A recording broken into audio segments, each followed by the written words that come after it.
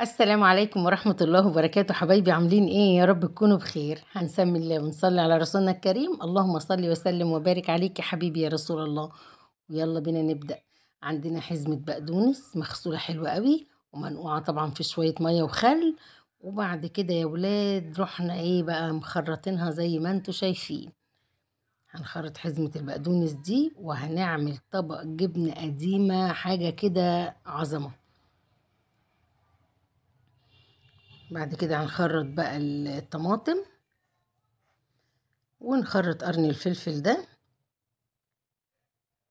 البقدونس في الجبنة القديمة بيهدي الحمو بتاعها او الحدوقية. مش بتتعبك يعني ممكن ايه مثلا.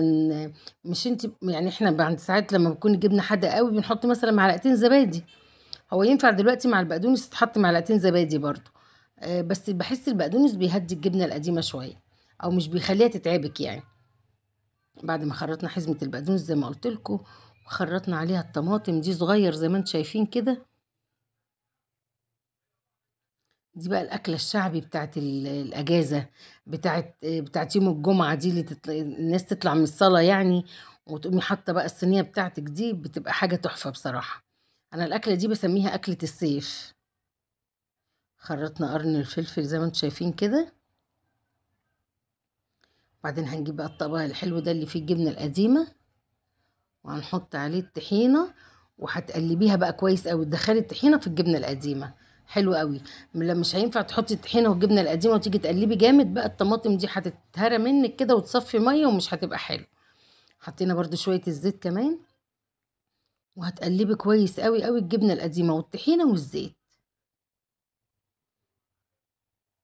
اهو تدخلي الطحينة في الجبنة كويس، تهديها برضو الطحينة وتديها طعم حلو قوي. وبعد كده بقى ايه هنقلبها على الطبق ده ونقلبها برضو كده، بس ايه مش هيبقى تقليب جامد يعني. دوقوا الجبنة القديمة بالبقدونس دي هتعجبكم قوي. كمل بقية الجبنة اهو.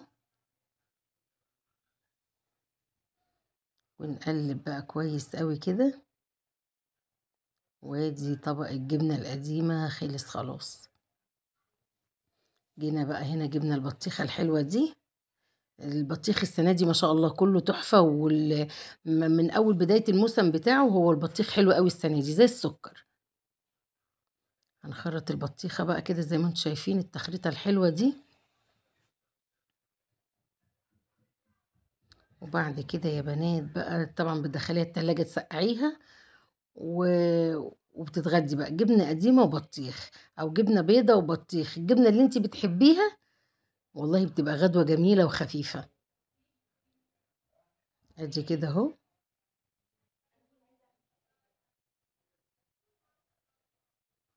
بس خلاص. هنحط بقى الجبنة. حمرنا طبق بطاطس. والله العظيم الأكل ده بيبقى أحسن من اللحمة والفراخ. حمرنا بطاطس والجبنة القديمة وطبق بامية اهو عندنا كان والبطيخ. ويا رب يكون الفيديو عجبكم. متنسونيش في اللايك والاشتراك في رعاية الله وأمنه. والسلام عليكم.